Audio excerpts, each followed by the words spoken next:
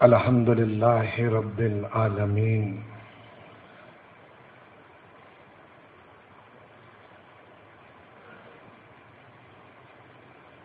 والصلاة والسلام علی سیدنا وسید الانبیاء والمرسلین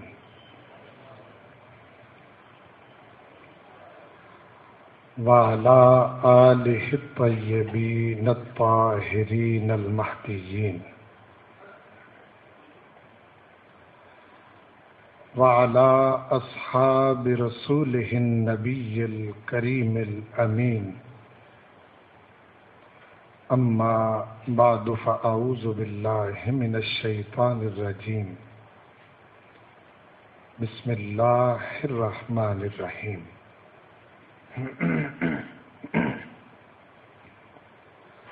وَإِنَّهُ لَتَنزِيلُ رَبِّ الْعَالَمِينَ نَزَلَ بِهِ الرُّوحُ الْأَمِينُ عَلَى قَلْبِكَ لِتَكُونَ مِنَ الْمُنذِرِينَ بِلِسَانٍ عَرَبِيٍّ مُبِينٍ وَإِنَّهُ لَفِي زُبُرِ الْأَوَّلِينَ صدق اللہ مولانا العظیم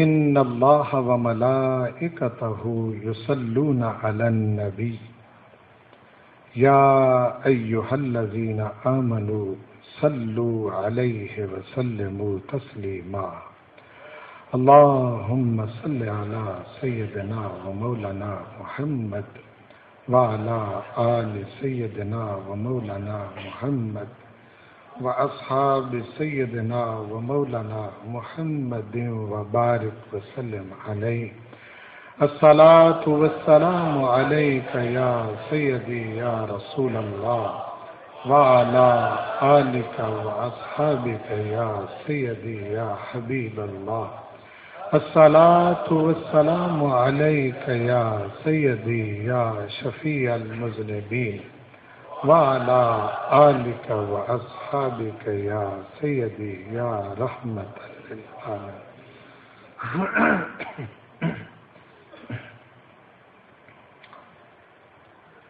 مالک کریم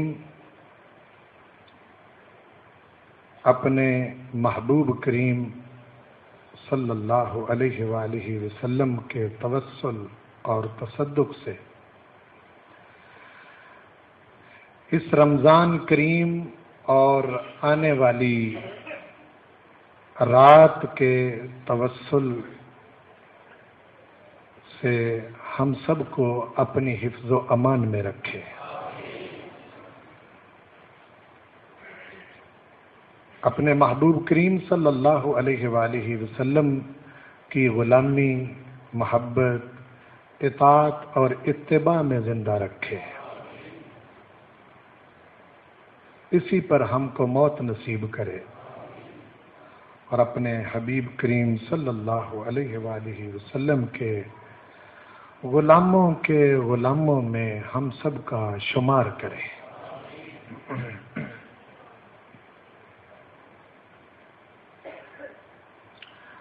گردش زمانہ کے بعد کئی سال بعد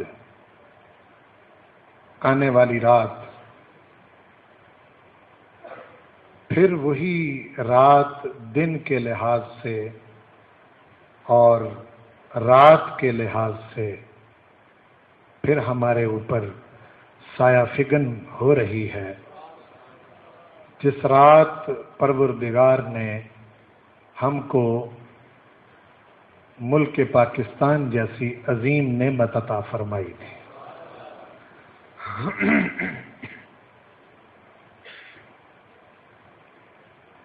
قرآن مجید تو اسی رات اپنے حبیب پر نازل فرمایا تھا، اور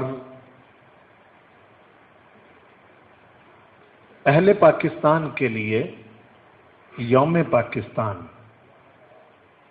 14 اگست نہیں ہے، 27 رمضان المبارک ہے۔ اور واحد ملک ہے دنیا میں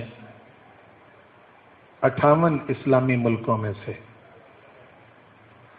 جو بغیر جنگ کیے، بغیر لڑائی لڑے، دلیل کی بنیاد پر، نظریے کی بنیاد پر پروردگار نے ہم کو نعمت کے طور پر عطا فرمایا ہے۔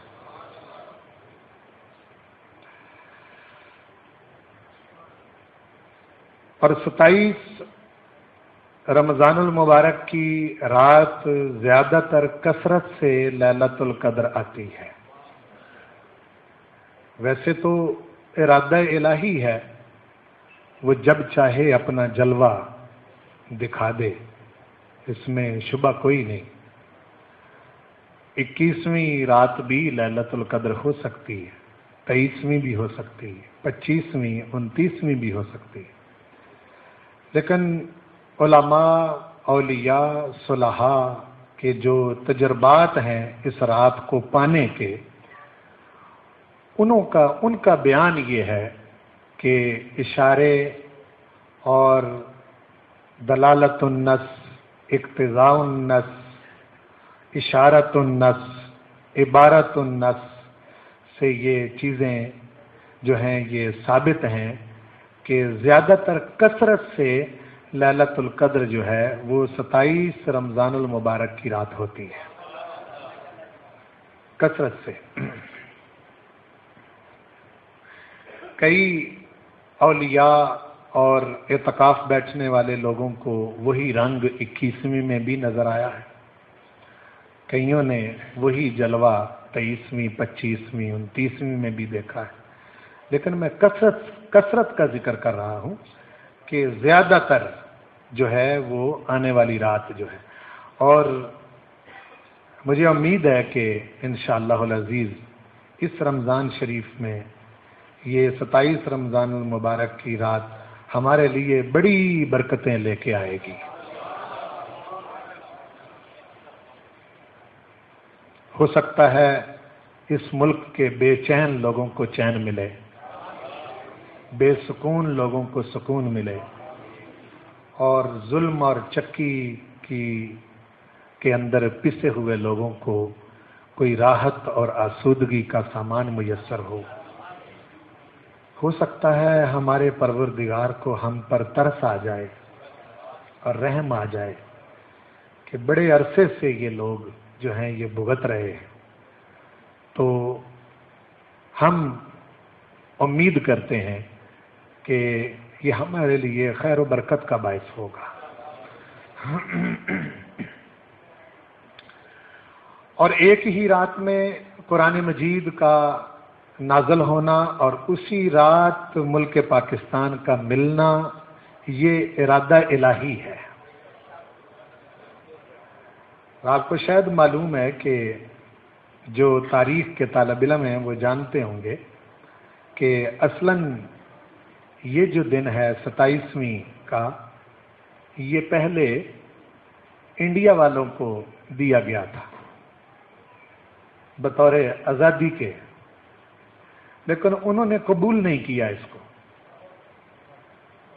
انہوں نے اس کو قبول نہیں کیا، بلکہ ان کے کالم نگاروں نے، ان کے رائٹروں نے اپنی تحریروں میں لکھا ہے کہ ہم نہیں چاہتے کہ 27 رمضان المبارک کا جو خاص دن مسلمانوں کا ہے، ہم اس دن کو اپنے لیے آزادی کا دن شمار کریں، تو کہیں ایسا نہ ہو کہ بعد میں مسلمان کہیں کہ اسی رات کے صدقے تم کو بھی ملک ملا ہے۔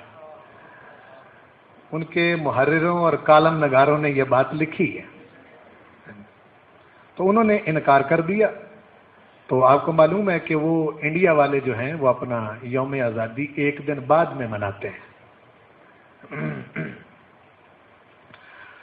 تو دونوں کا ایک ہی رات میں میسر آنا، قرآن مجید کا بھی اور ملک پاکستان کا بھی، یہ اشارہ ہے اس بات کی طرف کہ پاکستانی قوم جب تک غیروں کی طرف دیکھتی رہے گی، غیروں کے قانون نافذ کرتی رہے گی، غیروں سے خیرات لیتی رہے گی، اس وقت تک یہ بے چینی میں مبتلا رہے گی۔ سکون اس وقت پائے گی جب اس رات کو نازل کیا ہوا قرآن اس ملک میں نافذ کیا جائے گا، تب سکون ملے گا۔ اس کے بغیر سکون میسر نہیں آئے گا۔ بے شک دانشور کچھ کہتے رہیں اور ٹی وی پر بیٹھ کر مخالفین پاکستان جو کچھ مرضی زہر اگلتے رہیں، بہرحال یہ ایک مقدر ہے، ایک طے شدہ بات ہے۔ دنیا کے اندر دو ہی ریاستیں نظریے کے طور پر وجود میں آئی ہیں، ایک ریاست مدینہ ہے اور ایک ریاست پاکستان ہے۔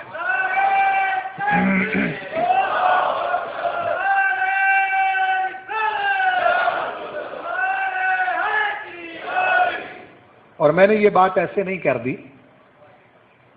پاکستان کی اور ریاست مدینہ کی بہت ساری آپس میں مماثلتیں ہیں۔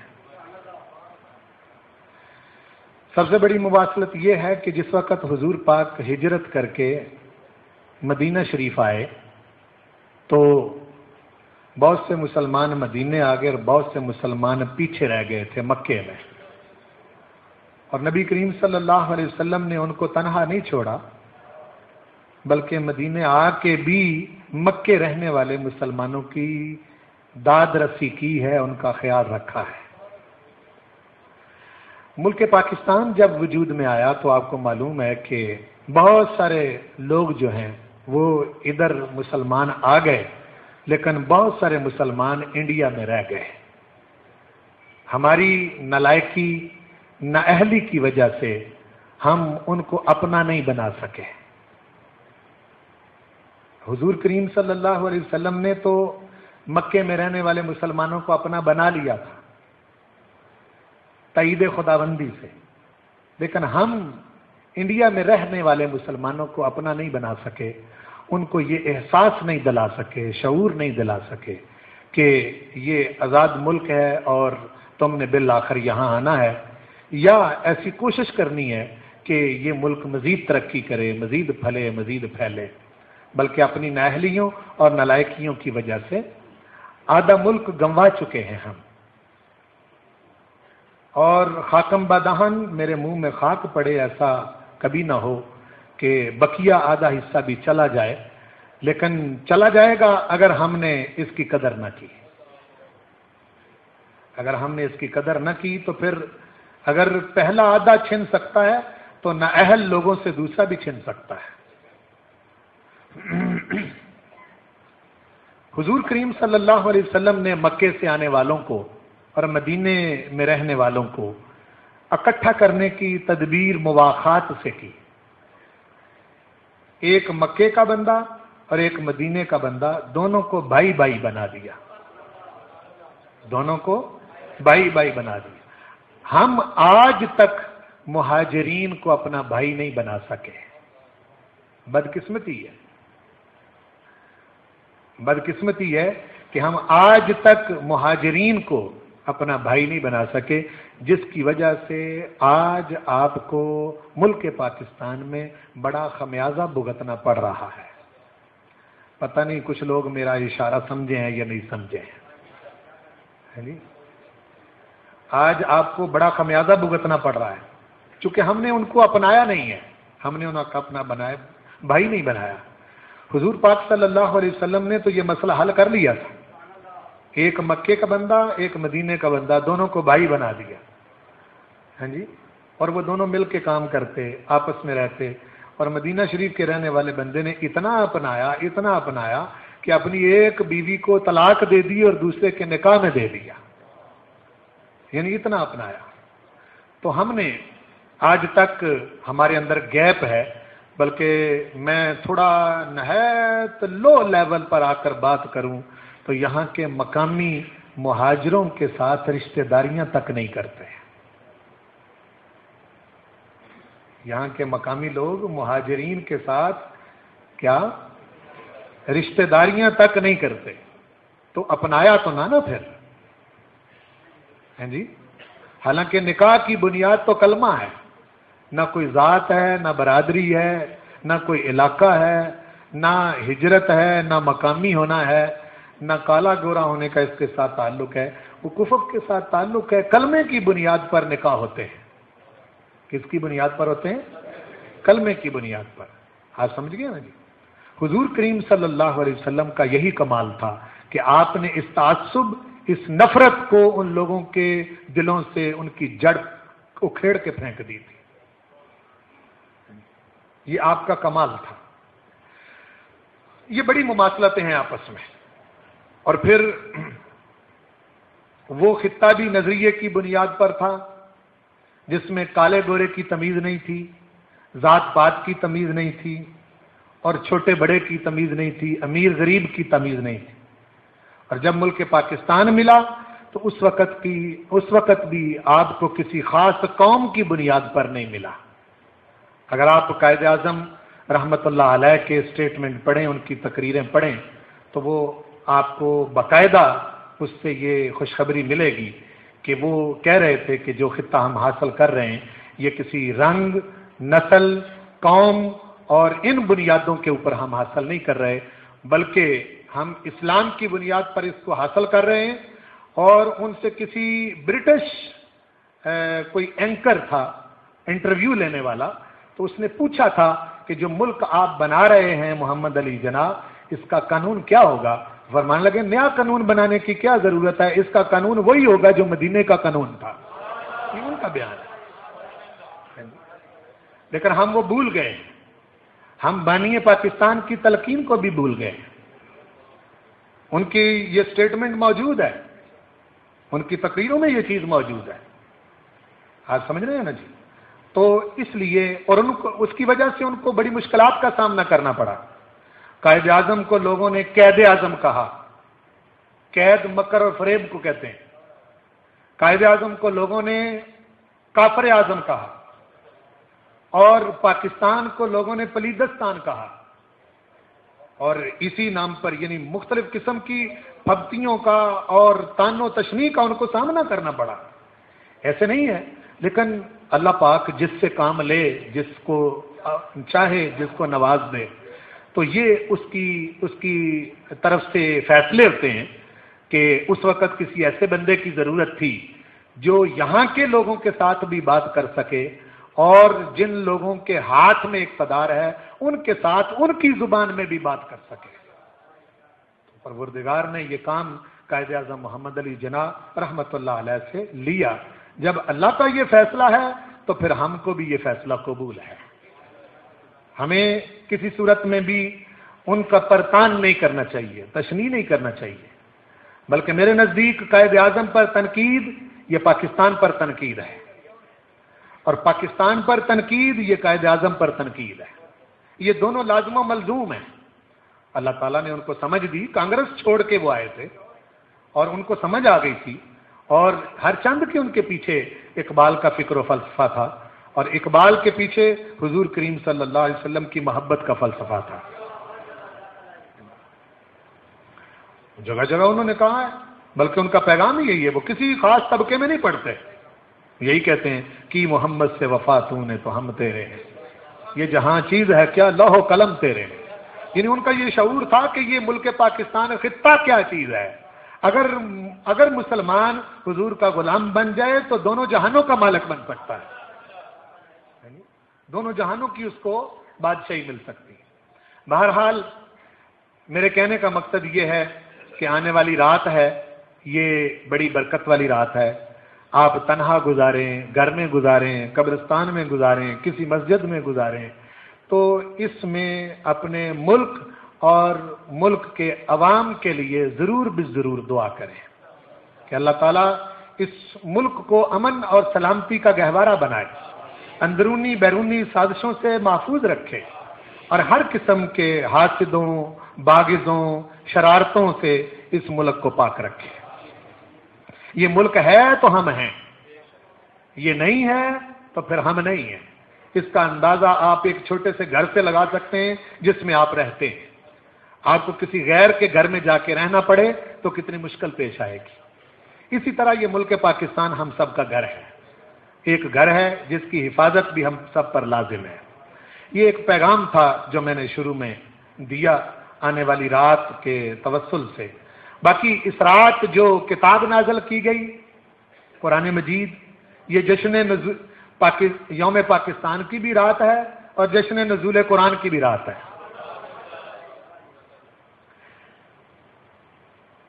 اللہ پاک کو اس ملک کو منظور رکھنا باقی ہے،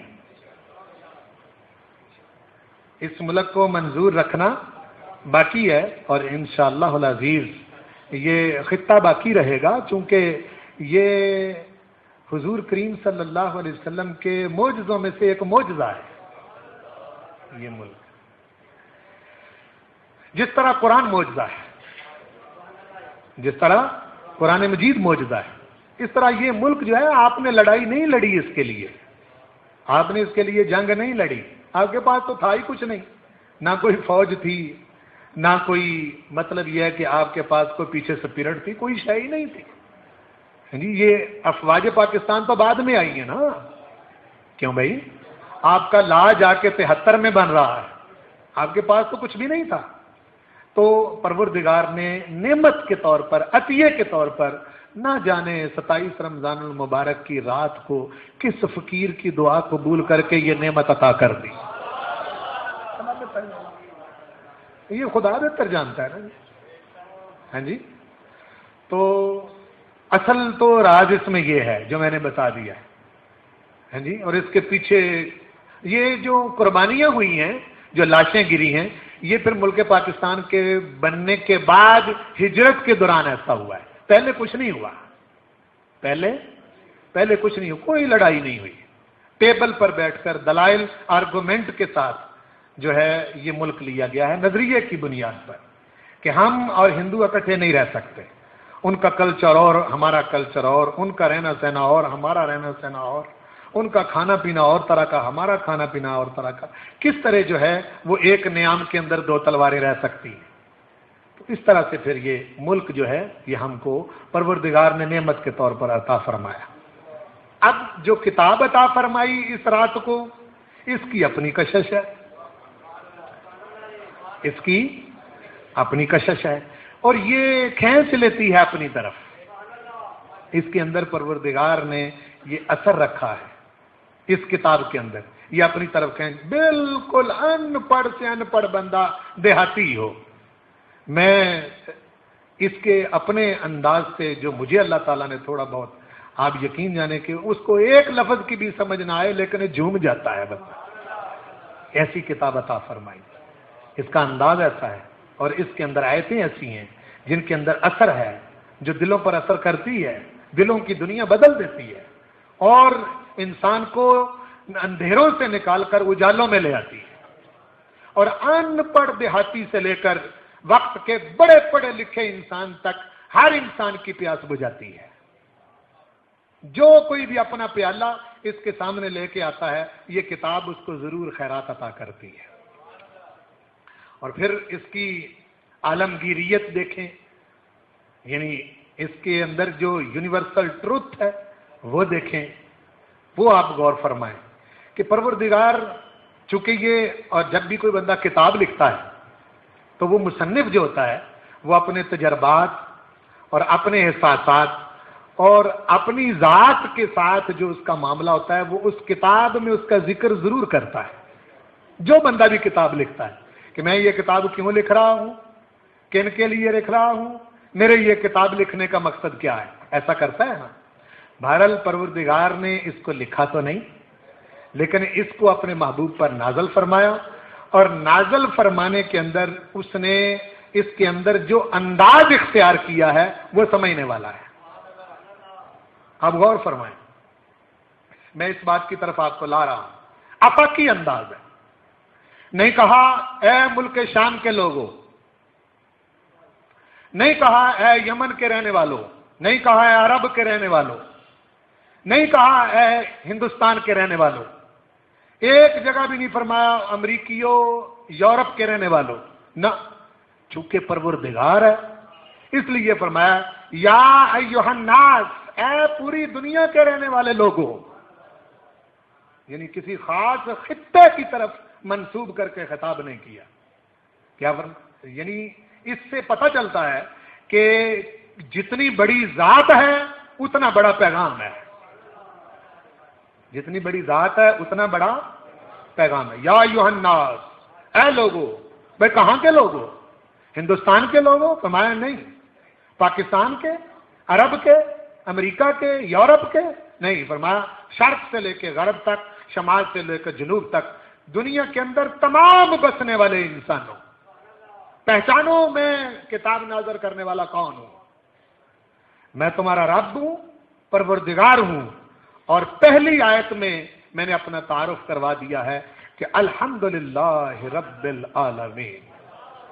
میں کسی خاص قوم کا رب نہیں، خاص قبیلے کا رب نہیں، خاص رنگ والوں کا رب نہیں، خاص خطے کے لوگوں کا رب نہیں، خاص علاقے کے لوگوں کا رب نہیں، خاص ملک کے رہنے والوں کا رب نہیں، خاص نسل کے رہنے والوں کا رب نہیں.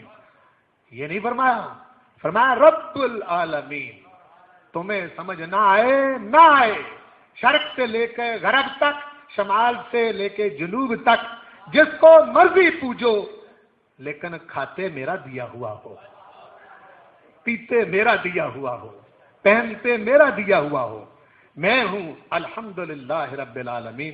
سب تعریفیں اس اللہ کے لیے جو سارے جہانوں کا رب ہے.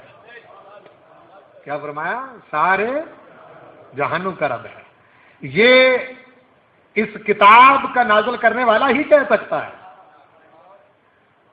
اور پھر حالانکہ حضور کریم صلی اللہ علیہ وسلم مکے میں پیدا ہوئے، عربوں میں پیدا ہوئے، ہیں جی، بنو ہاشم میں پیدا ہوئے، قبیلہ بھی تھا، علاقہ بھی تھا، کلچر بھی تھا، زبان تھی ان کی اپنی، بلکہ وہ اپنے سوا باقی ساری دنیا کے لوگوں کو گونگا سمجھتے تھے، اجمی کہتے تھے. اپنے آپ کو کہتے تھے کہ اگر بات کرنا آتی ہے تو صرف ہمیں آتی ہے. اس طرح کے لوگوں کے اندر اپنے محبوب کو پیدا فرمایا، لیکن حضور کا تعارف مکی کہہ کے نہیں کروایا، مدنی کہہ کے. حالانکہ آپ مکی ہیں، مدنی بھی ہیں، لیکن قرآن مجید میں اس طرح کا تعارف کوئی نہیں حضور پاک کا. یہ نہیں فرمایا یہ میرا حبیب مکی ہے، یہ میرا حبیب مدنی ہے. ہیں جی، ایک جگہ بھی نہیں فرمایا یہ میرا حبیب ہاشمی ہے، حالانکہ قبیلہ ہے آپ کا. یہ ایک جگہ بھی نہیں فرمایا. عربی زبان میں قرآن اتارنے کا بتایا ہے، لیکن اپنے محبوب کو ایک جگہ بھی عربی کہہ کے پکارا نہیں ہے. سمجھے میری بات؟ بھائی قرآن مجید عربی میں اتارا ضرور ہے، لیکن حضور کریم صلی اللہ علیہ وسلم کو عربی کہہ کے پکارا نہیں ہے کہ میرا محبوب عربی ہے. کسی خطے کی طرف، نسل کی طرف، قوم کی طرف، رنگ کی طرف، ذات پات کی طرف منسوب کر کے اپنے محبوب کا تعارف نہیں کروایا، بلکہ سنیں کیا تعارف کروایا. فرمایا وما ارسلناک الا رحمتا للعالمین. جس طرح میں سارے جہانوں کا رب ہوں، میرے حبیب جس کا میں رب ہوں اس کے لیے تو رحمت ہے. کتنا وسیع تعارف ہے.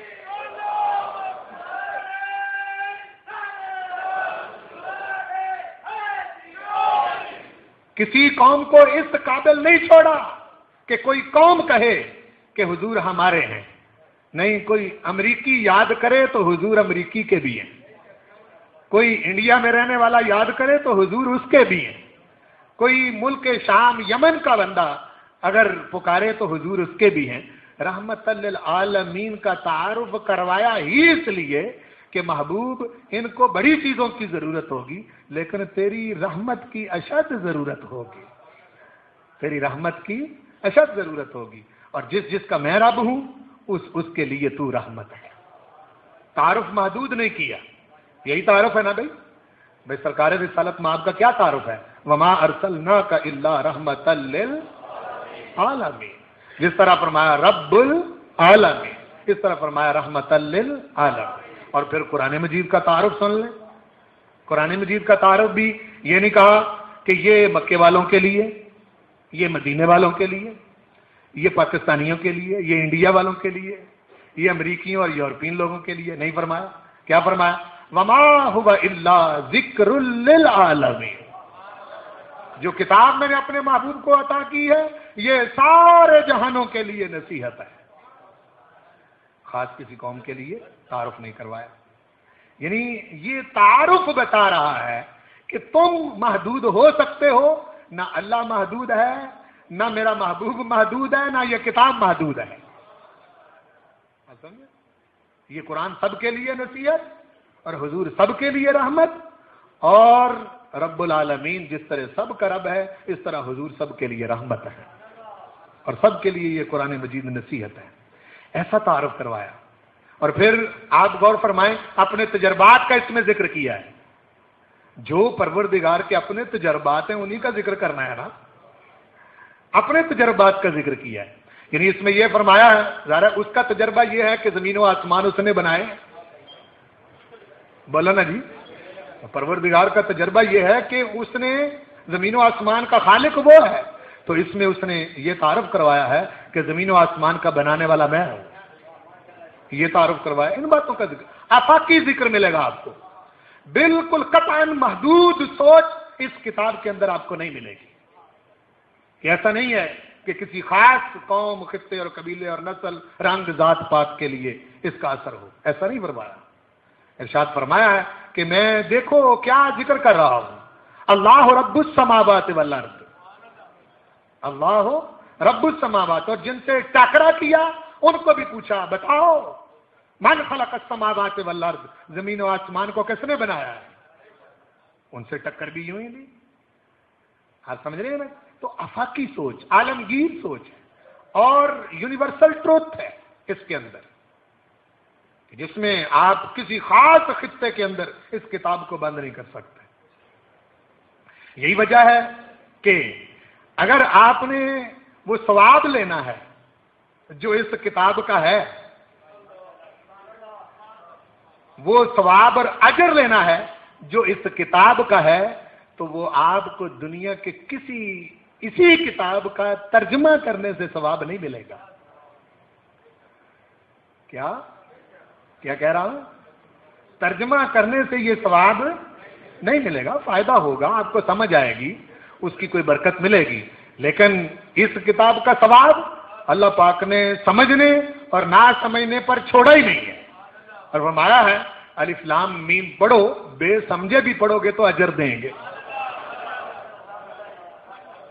الف لام میم پڑھو، بغیر سمجھ کے بھی پڑھو گے تو اجر عطا کریں گے. یعنی اس میں یہ وہ چیز ہی نہیں رکھی. آپ سمجھیں کہ نہیں؟ ہاں، اس کا یہ مطلب نہیں کہ سمجھنے کی نفی کر دی. سمجھیں، اس کے اندر تو مطلب یہ ہے کہ آپ کی غوطہ زنی ہے، آپ جتنی لگائیں، جتنا آپ اس سمندر میں گہرا جا سکیں اتنے زیادہ آبدار موتی آپ کو ملیں گے. یہ آپ کی اپنی رسائی ہے، آپ کا اپنا پیالہ ہے، آپ کی اپنی جھولی ہے، آپ کا اپنا ظرف ہے. جتنا ظرف آگے کریں گے، جتنی جھولی آگے کریں گے، قرآن اتنی خیرات اس میں ڈالے گا. لیکن بہرحال کتاب آفاقی ہے، اور اس کے اندر کشش ہے، جذب ہے، یہ اپنی طرف کھینچتی ہے. دنیا والے اس کا انعام دیں نہ دیں تب بھی کھینچتی ہے. میں 2-4 حقیقتیں آپ کے سامنے رکھتا ہوں، آپ اس پر غور فرما لیں. اگر میری بات غلط ہے تو بتائیں. مثال کے طور پر آپ غور فرمائیں کہ کیا دینی نقطہ نظر سے، دنیاوی نقطہ نظر سے نہیں، دینی نقطہ نظر سے قرآن مجید کو حفظ کرنا فرض عین ہے، ہر بندے پر لازم ہے؟ نہیں، ہر بندے پر لازم نہیں ہے.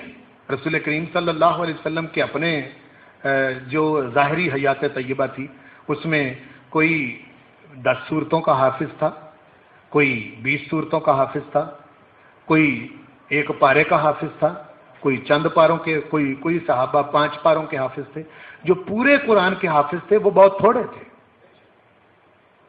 وہ بہت کم تعداد میں تھے جو پورے قرآن کے حافظ تھے. اس سے ہمیں یہ سبق بھی ملا کہ ضروری نہیں ہے کہ تم پر لازم نہیں ہے کہ تم پورا قرآن حفظ کرو، لیکن یہ لازم ہے کہ جتنا کر سکتے ہو اتنا کرو، جتنا کر سکتے ہو اتنا کرو. دینی نقطہ نگاہ سے قرآن مجید کو حفظ کرنا فرض عین نہیں ہے، ورنہ کاروباری سلطنت اور دنیا کا نظام درم برم ہو جاتا. چونکہ میں خود حافظ ہوں اور سینکڑوں بچوں کا استاد بھی ہوں، اور میرے ہاتھوں سے بہت سارے بچے جو ہیں وہ نکل گئے. مجھے اچھی طرح اندازہ ہے کہ جتنی دنیا کے اندر تعلیمیں پائی جاتی ہیں سب سے زیادہ مشکل ترین تعلیم جو ہے وہ قرآن مجید کا حفظ ہے. مجھے اس کا اندازہ ہے، پتہ ہے مجھے. اس کی وجہ یہ ہے کہ آپ کسی استاد کے پاس ریاضی پڑھتے ہیں تو آپ کا فارمولہ غلط ہو گیا تو کوئی گناہ نہیں ہوگا، سمجھے نا؟ صحیح ہو گیا تو نمبر مل جائیں گے. اگر آپ کسی کے پاس انگریزی پڑھتے ہیں تو آپ کے اگر 15-20 سے پہلے غلط ہو گئے ہیں تو اس سے آپ کو کوئی گناہ نہیں ہوگا. صحیح ہو گیا تو اس کے نمبر ملیں گے، لیکن اگر غلط ہو گیا تو کوئی گناہ نہیں ہوگا. لیکن قرآن مجید کے ساتھ ایسا نہیں ہے. یہی وجہ ہے کہ قرآن مجید کا پڑھانے والا جو استاد ہے وہ یہ کوشش کرتا ہے کہ میرے پاس بچہ پڑھنے والا جو ہے وہ زبر کی زیر نہ پڑھے، زیر کی زبر نہ پڑھے اور زبر کی پیش نہ پڑھے، مد کو چھوٹا نہ کرے، وقف صحیح کرے، صحیح لہجے سے پڑھے، صحیح ترنم کے ساتھ پڑھے. اس پر اس کو بڑی محنت کرنا پڑتی ہے اور بار بار تکرار کرنا پڑتا ہے. اور پھر قرآن مجید حفظ کرنے کے بعد جان چھوٹ نہیں جاتی، جس طرح کے بہت سارے حافظ جان چھڑا لیتے ہیں، چھوٹ نہیں جاتی. بلکہ یہ چیز ہی ایسی ہے کہ جب آپ اس کو حفظ کر لیتے ہیں تو اس کا مطلب یہ ہے کہ آپ مرنے تک پھر آپ نے اس کے ساتھ لگے رہنا ہے. آپ اس کو چھوڑیں گے تو قرآن آپ کو پہلے چھوڑ دے گا، اس لیے کہ یہ بے نیاز کتاب ہے. اس کو ہماری ضرورت نہیں، ہم کو اس کی ضرورت ہے. قرآن مجید کو ہماری ضرورت نہیں ہے. بڑے سارے نام کے حافظ دنیا میں پھر رہے ہیں. قرآن مجید حفظ کیا اور پھر اس کی بڑی لج پالنا پڑتی، بڑا خیال رکھنا پڑتا ہے کہ قرآن مجید حفظ کرنے کے بعد پھر اس کے حلال کو حلال سمجھنا، حرام کو حرام سمجھنا، اس کے تقاضے پورے کرنے. حافظ قرآن کی یہ ذمہ داری ہے کہ حفظ قرآن کے بعد پھر اپنی زندگی کا سٹائل چینج کر لے، چلے اس طریقے سے کہ قرآن پر حرف نہ آئے اور رہے اس طریقے سے کہ قرآن پر حرف نہ آئے. اپنی زندگی کی ادائیں اس طرح سے رکھے کہ قرآن مجید پر اس کی وجہ سے ضرب نہ پڑے کہ بھئی یہ حافظ قرآن ہے. اس کو چھوڑنی پڑتی ہیں وہ ساری چیزیں، اور چھوڑنی چاہیے اس لیے کہ اس کا جو سینہ ہے وہ پروردگار نے اپنے ساتھ ملا کر حفاظت قرآن کے لیے انتخاب کر لیا ہے. اس کا یہ کوئی چھوٹی بات نہیں ہے، بہت بڑا اعزاز ہے، بہت بڑے نصیب کی بات ہے. اور پھر رسول پاک صلی اللہ علیہ وسلم نے ارشاد فرمایا قرآن مجید کی جتنی صورتیں ہیں جنت میں اتنے درجے ہیں، جتنی صورتیں ہیں اتنے درجے ہیں. جو حافظ قرآن صحیح طریقے سے روانی کے ساتھ جتنی صورتیں پڑھتا جائے گا اتنے درجے چڑھتا جائے گا. اور چڑھے گا تو تب بھی نہ جب قرآن مجید یاد ہوگا، یاد نہیں ہوگا تو پھر چڑھے گا کیسے؟ آپ سمجھ رہے ہیں نا جی اس بات کو؟ یعنی قرآن مجید فرض عین نہیں ہے اس کو حفظ کرنا. اس کے باوجود آپ کو پوری دنیا کے اندر اس کتاب کو حفظ کرنے والے جتنے ملیں گے، اس کے علاوہ کوئی الہامی کتاب دنیا میں موجود نہیں جس کا کوئی حافظ موجود ہو. دعوے کر دینا آسان ہے. لاؤ میرے سامنے کوئی ایک عیسائی جو انجیل کا حافظ ہو، لاؤ میرے سامنے کوئی ایک یہودی جو تورات کا حافظ ہو یا زبور کا حافظ ہو. نہیں ہے، بلکہ جس زبان میں وہ کتابیں اتری تھی وہ زبانیں ہی گم ہو گئیں. اس اصل زبان کے اندر وہ کتابیں موجود ہی نہیں ہیں. اس وقت انگلش میں موجود ہے اور یہاں بائبل سوسائٹی کے تحت پاکستان میں اردو میں موجود ہے، ورنہ اس کے علاوہ آپ کو دنیا کے اندر جس زبان میں وہ کتاب اتری تھی وہ زبان ہی دنیا سے ناپید ہو گئی، گم ہو گئی. یعنی ان کے ماننے والوں نے اس کی حفاظت ہی نہیں کی، کر ہی نہیں سکتے. اللہ نے اس کی حفاظت کا اپنے ذمہ نہیں لیا تھا. یہ جو چھوٹے چھوٹے بچے 10-10 سال کے آگے کھڑے ہو کے مصلی پر اور مختلف طریقے سے قرآن مجید جس طرح پڑھ سکتے ہیں، یہ قرآن مجید کی کشش ہے جو اپنی طرف کھینچ رہا ہے. اس کے علاوہ اور پھر دوسری بات یہ بھی ہے، دنیا کے اندر آپ پرائمری کرتے ہیں تو آپ کو سرٹیفکیٹ ملتے ہیں، میٹرک کرتے ہیں تو بورڈ کی طرف سے سند ملتی، ایوارڈ ملتے ہیں نا. فوجی اعزازات ہیں، سول اعزازات ہیں. قرآن مجید حفظ کرنے والوں کے لیے کسی حکومت نے کوئی اعزاز رکھا، کوئی شیلڈ رکھی، کوئی میڈل رکھا ہے، کوئی इनाम रखा है, कोई तमगा रखा है? बोलो ना जी। तमगे ना होने के बावजूद, इजाजात ना होने के बावजूद फिर कोई आयत आयत करके रट रहा है, तो क्यों रट रहा है? कोई एजाज नहीं, बल्कि मस्जिदें मदरसे तो हुकूमत के बजट से ही खारिज हैं। खारिज हैं या नहीं? और शदीद मुखालफत के बावजूद सैकड़ों बच्चे आपको मिलेंगे जो हर रोज अपने घुटने जो हैं वो जमीन पर टिकाए इसकी आयतों को रट रहे हैं, याद कर रहे हैं। क्यों याद कर रहे हैं? उनका दिमाग फिरा हुआ, उनके मां बाप को मालूम नहीं कि इसका मुस्तकबिल क्या है। क्या उनके बच्चों को, उनके मां बाप को मालूम नहीं कि इनका फ्यूचर क्या है? इसकी बुनियाद पर कोई नौकरी नहीं। बोलो ना जी, बोलो भाई, है कोई नौकरी? इसकी बुनियाद पर कोई, ये जो आप इज्जत करते हैं, एहतराम करते हैं, ये तो परवरदिगार ने आपके दिल में ये बात डाली हुई है। कमी उसको नहीं आती। मैं गिला नहीं कर रहा, शिकवा नहीं कर रहा, लेकिन मैं इसकी स्पिरिट बता रहा हूं। गिला शिकवा किससे? हमें तो चाहिए भी नहीं कोई मेडल, कोई तमगा नहीं चाहिए, कोई एजाज नहीं चाहिए, कोई शील्ड नहीं चाहिए, कोई इनाम नहीं चाहिए। इनाम जो हुजूर ने दे दिया है वो थोड़ा। बताओ मुझे दुनिया के अंदर कोई ऐसा बंदा जिसको ये गारंटी मिली हो, यानी बड़े से बड़ा भी वो दुनिया के अंदर बंदा रह रहा हो, जितना मर्जी बड़ा ताजिर हो, उसके पास कल की गारंटी है कि मेरे पास इतनी ही दौलत रहेगी? आज लखपति है, कल कखपति है। ऐसा हेर फेर दुनिया में है या नहीं? बोलो ना जी। लेकिन हुजूर करीम सल्लल्लाहु अलैहि वसल्लम का इरशाद पाक है, हमने इरशाद फरमाया, पूरा कुरान तो बड़ी बात है, पूरा कुरान तो बहुत ऊंची बात है। हुजूर करीम ने फरमाया, जो रात सोने से पहले एक बार सूरत वाक़िया पढ़ के सोता है, मैं मोहम्मद रसूलुल्लाह सल्लल्लाहु अलैहि वसल्लम उसको गारंटी दे रहा हूं कि उसकी जिंदगी में कभी फाका नहीं आएगा। है नहीं?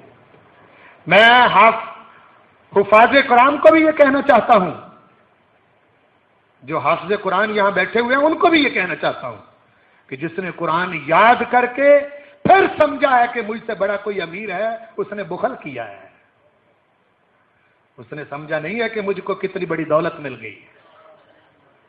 बहुत बड़ी दौलत है, बहुत बड़ी दौलत है, इसके मुकाबले में कोई शय है ही नहीं। हर चीज मिलावट वाली इस वक्त आपको मिल रही है। बोलो ना जी, हर चीज आपको मिलावट वाली मिल रही है। उस बंदे के क्या कहने जिसको खालिस चीज मिली हुई है, जिसमें मिलावट है ही नहीं।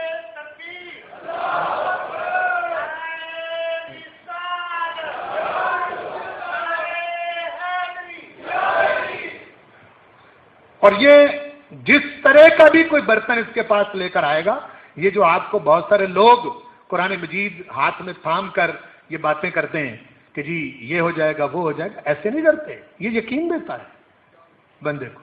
मसलन आप सारी दुनिया के लोग अफसुर्दा हो सकते हैं, अफसोसनाक हो सकते हैं, मायूस हो सकते हैं, मैं मायूस नहीं हो सकता।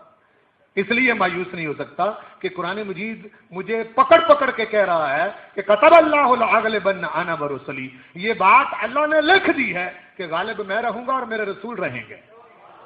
मायूसी किस चीज की? और इंशाअल्लाह अज़ीज़ गलबा होगा, रसूल करीम सल्लल्लाहु अलैहि वसल्लम के निजाम का ही गलबा होगा।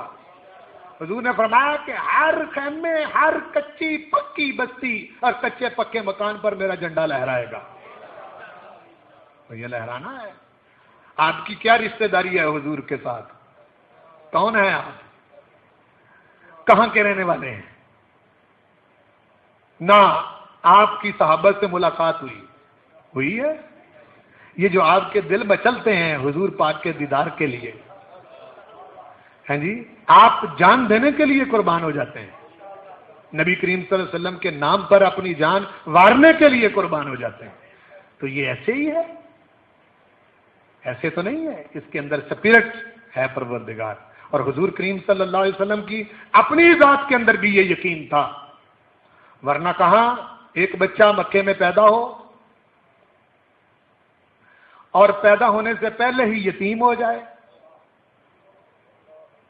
پیدا ہونے سے پہلے ہی یتیم ہو جائے اور چند سال بعد ماں کا سایہ بھی سر سے اٹھ جائے، اور کچھ سالوں بعد چچا بھی رخصت ہو جائیں، دادا جان بھی رخصت ہو جائیں، جس کے پاس ماں باپ اور آبا و اجداد کی چھوڑی ہوئی کوئی جائیداد نہ ہو، جائیداد بھی کوئی نہیں، ایسا ہی ہے نا بھائی اسی طرح ہے نا۔ حضور کریم صلی اللہ علیہ وسلم دوسروں کا مال لے کے تجارت کرتے تھے، ماں باپ کی چھوڑی ہوئی جائیداد کوئی نہیں تھی، پیدا ہوئے تو یتیم، ماں کا سایہ بھی سر سے اٹھ گیا، ہاں جی۔ اور کیا وہ چیز ہے، وہ جب قرآن مجید نازل ہوا اور نازل ہونے سے پہلے پیدا ہونے سے لے کر 40 سال تک کی زندگی کسی کو کچھ نہیں کہا، اتنا ضبط، اتنا کنٹرول، کہا ہی نہیں کچھ کو کسی کو کچھ، اور 40 سال تک صرف اپنے آپ کو پیش کیا۔ دیکھا دنیا والوں نے کہ ایک شخص ایسا ہے مکے میں جو کبھی جھوٹ نہیں بولتا، ایک شخص ہے مکے میں جو کبھی امانت میں خیانت نہیں کرتا، یہی اسوہ تھا جو پیش کیا۔ بیت اللہ شریف کی تعمیر کرنے لگے، بیت اللہ شریف کی تعمیر کرنے لگے تو سارے قبیلے جھگڑ پڑے کہ حجر اسود ہم نے رکھنا ہے، تو حضور کریم صلی اللہ علیہ وسلم عین جھگڑے کے وقت بیت اللہ شریف میں آتے ہیں تو سارے حضور کی طرف دیکھ کر کہتے ہیں صادق آ گئے، امین آ گئے، صادق آ گئے، امین آ گئے۔ ابھی اعلان نہیں کیا حضور نے، اعلان نبوت ابھی نہیں ہوا، تو جب آئے تو آپ نے فرمایا ہاں تمہارے جھگڑے میں ہی ختم کروں گا۔ ایک چادر لاؤ، چادر کے اندر حجر اسود رکھا، سارے قبیلے والوں کو چادر کے کونے پکڑا دیے اور آپ ساتھ ساتھ لے کے چل رہے ہیں۔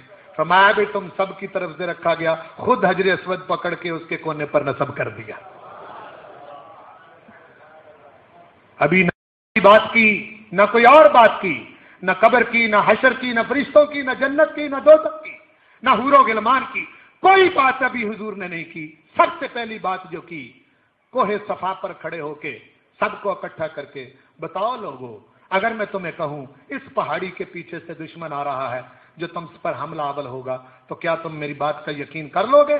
سب پہ یک زبان ہو کر کہنے لگے کہ آپ کو کبھی جھوٹ بولتے نہیں دیکھا، آپ سچے ہیں، امین ہیں۔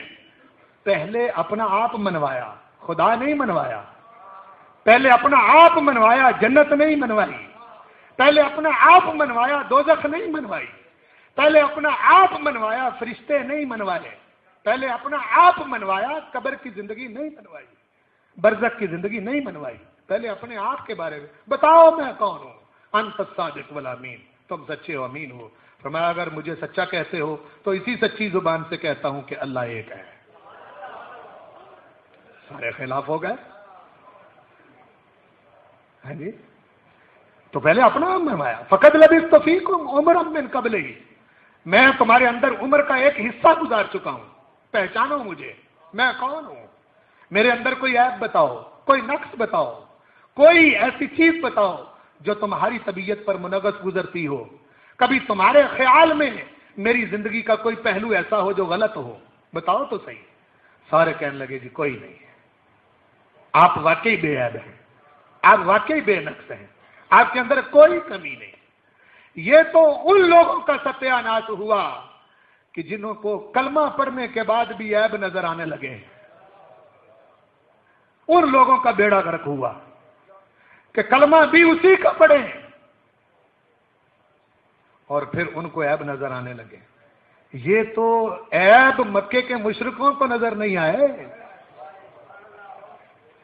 کیا کہہ رہا ہوں، حضور پاک کی ذات میں عیب اور نقص تو مکے کے مشرکوں کو بھی نظر نہیں آئے، آئے ہیں جو جان کے دشمن تھے، جو جان کے دشمن تھے۔ ان حالات میں جب ساتھ کوئی نہیں، بندے چند ہیں، دار ارقم میں آپ ان کو، تو پروردگار قرآن مجید میں حضور کریم صلی اللہ علیہ وسلم کو ارشاد فرما رہا ہے، یہ مکی آیت ہے جو میں نے پہلے پڑھی ہے، کتب اللہ لا اغلبن انا ورسلی ان اللہ قوی عزیز۔ میرے محبوب، میں جانتا ہوں کہ تو یتیم ہے، مجھے علم ہے کہ اس وقت تیرے سر پر کوئی نہیں، مجھے علم ہے کہ تیرے ساتھ کوئی نہیں، مجھے معلوم ہے کہ تیرے پاس جائیداد نہیں ہے، کچھ بھی نہیں ہے تیرے پاس، لیکن یہ میرا وعدہ ہے حبیب، تجھے ایسا غالب کریں گے، یہ مکے والے جو ہیں یہ تیرے خادم بن کے رہیں گے۔ اور پھر پروردگار پلٹا کے حضور کو مکے لایا، پلٹا کے سرکار کو مکے لایا، اور پھر اس سرکار کا جگرا دیکھیں، حوصلہ دیکھیں، جنہوں نے ستانے میں کسر نہیں چھوڑی، ان کو کہا لا تثریب علیکم اليوم یغفر اللہ لکم، جاؤ آج پر تم کو پر کوئی گناہ نہیں، اللہ تم کو معاف کرے۔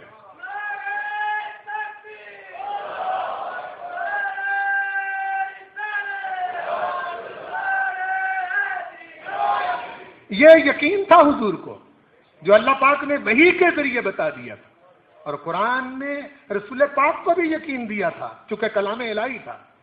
یہی وجہ ہے کہ اپنی لکھی ہوئی کتاب سامنے رکھ کے کوئی نہیں روتا، اپنی لکھی ہوئی کتاب سامنے رکھ کے کوئی نہیں روتا، لیکن حضور کریم صلی اللہ علیہ وسلم اس کو پڑھ کے زارو قطار رویا کرتے تھے، زارو قطار رویا کرتے تھے، صحابہ رویا کرتے تھے۔ آج تک قرآن مجید کے اندر یہ کیفیت موجود ہے، کوئی پڑھنے والا ہو تو لوگوں کے دل پگھل جاتے ہیں، پسیج جاتے ہیں، رونگٹے کھڑے ہو جاتے ہیں، اور ان کی آنکھوں سے آنسو جاری ہو جاتے ہیں۔ وقت کا دامن تنگ ہے، ورنہ میں بہت ساری باتیں عرض کرتا۔ آنے والی رات انشاءاللہ میں اسی موضوع کو آگے بڑھاؤں گا، رات کو انشاءاللہ اسی موضوع کو آگے بڑھاؤں گا۔ بہت ساری باتیں آپ کے گوش گزار کرنی تھی، وقت ختم ہوا۔ وما علیہ الا البلاغ۔